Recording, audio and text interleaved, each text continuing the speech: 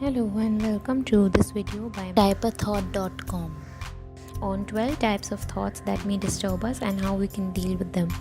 So the first type of thought which disturbs us is the mental filter sort of a thought, so that we look at everything with a filter and we only choose aspects which fit our understanding of the world, and we ignore the remaining evidence in the environment which may actually be opposing to our understanding of the world.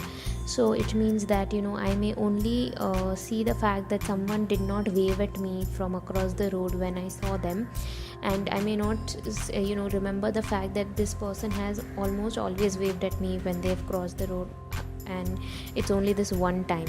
But I may use this one time to think that, oh, the world is so cruel to me and no one wants to be my friend.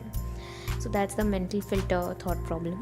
The second thought which may disturb us is mind reading. So we may think that we understand what other people feel and think about us. So I may without actually knowing what the person is thinking, I may think that, oh, person X really thinks that I'm stupid, whereas nothing has happened for me to think that way, and I'm just assuming that. So that's another thought type. The third thought type is prediction. So thinking that things are going to be bad just because one aspect has gone bad. So if I forgot the answer to one question, I predict that I'm going to fail the exam. So prediction is the third thought type which may disturb. The fourth thought type is compare and despair. So we look at only the positive aspects of other people and only the negative aspects of us. So in comparison we feel that we are really, really bad. The fifth is the critical self thought type, wherein we are only critical of ourselves and we never really look at our strengths, and that is why we end up feeling really bad. The sixth is the shoulds and musts sort of thought. So shoulds and musts are demands which we place on ourselves which have no base in reality. So thinking that a mother should be good to her child, or a wife should be doing all the work that her husband wants, or a husband should be supporting his wife financially. All these shoulds and must come to us when we are growing up because of maybe parents or society, but a lot of these are not true, and we still carry them around and feel disappointed when these shoulds and musts don't get fulfilled. So shoulds and musts are another thought type which may disturb us. The seventh one is catastrophizing, that only bad things will happen to me, or even if it's a small aspect which has gone wrong, you kind of extend it, and only horrible things happen to me, I keep failing all the time. So that's catastrophizing thought type. The eighth thought type which may harm us is emotional reasoning. So just because I feel bad, then this situation is bad indeed. So thinking that your emotions are a clue to the situation, that can also be misleading and may make us act in ways which is not the most productive. And the ninth thought type which may be troubling is exaggeration. So as we also considered before, that if just one aspect is wrong, then we think that the whole situation is hopeless. So exaggeration, or if a person said to you that maybe you could improve your handwriting, and you say, oh, these people think I'm not smart, whereas they have just talked about your handwriting. The 10th thought type which may be harmful is judging. So that you judge or evaluate a situation when there is no need to.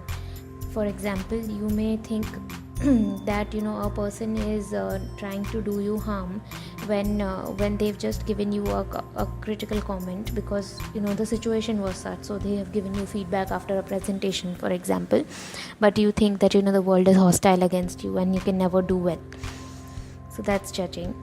Black and white thinking is another problematic thought type, where you just see the world in two terms, good or bad, right or wrong, and you do not see the shades of grey, and that's harmful because that's how the world actually is. It's in shades of grey. And lastly, the 12th thought type which may be harmful is thinking with reference to past memories. So even if the current situation is not harmful, just because it reminds you of a past memory, you think it is harmful, or you use solutions from the past which you have used in the same situation but which have not worked before, but you still continue to use them. So these are the 12 thought types. So if you recognize that you have one or more of these thought types, how do you change them? So there is a stepwise procedure for that. The first one is that you identify the situation in which the thought occurred to you. So for example, after a presentation is the situation. after I gave a presentation. The second is you identify the feeling.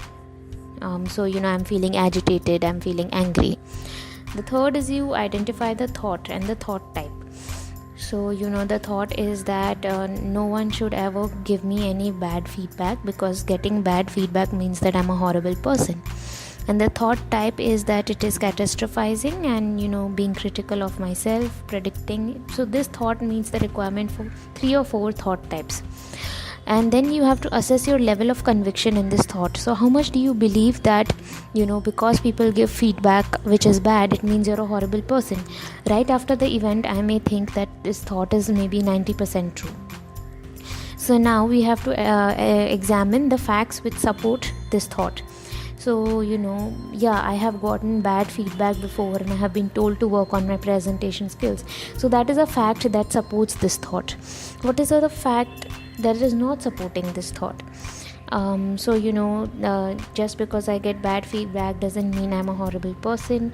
That's just one behavior that I have got feedback about, which is my presentation skills, and I have not gotten feedback about my entire personality. And secondly, even if I did, it is up to me whether to accept this feedback or not. So these are some facts which are not supporting the thought. Now that we know that there are at least some aspects of the thought which are not supported by reality, we have to generate an alternate thought. So I did badly, so slightly badly in the presentation. I can definitely do much better, and I will work on it. But not doing well on a presentation does not make me a bad or a horrible person. So this is the alternate thought. And now we have to assess how convincing it is. So I feel that this is maybe 60% convincing. So, and the original thought, the thought where I felt that having a bad feedback makes me a horrible person, now I'm very less convinced of it. Maybe I'm 10% convinced of it. So now with the new thought, where I tell myself that I'll do better, my feeling is of hopefulness, and the action which I will take is to prepare better for the next presentation. So now you see how changing our thoughts will change our feelings and make us more productive and help us to solve the problem at hand, instead of just feeling anger or frustration or sadness. So that's the 12 thought types and how you resolve them. www.typeathought.com to seek any expert consultations for such situations if you're not able to do this on your own. You can also view our social media channels, Facebook and Twitter and YouTube, for more information. So do subscribe, and thank you for watching.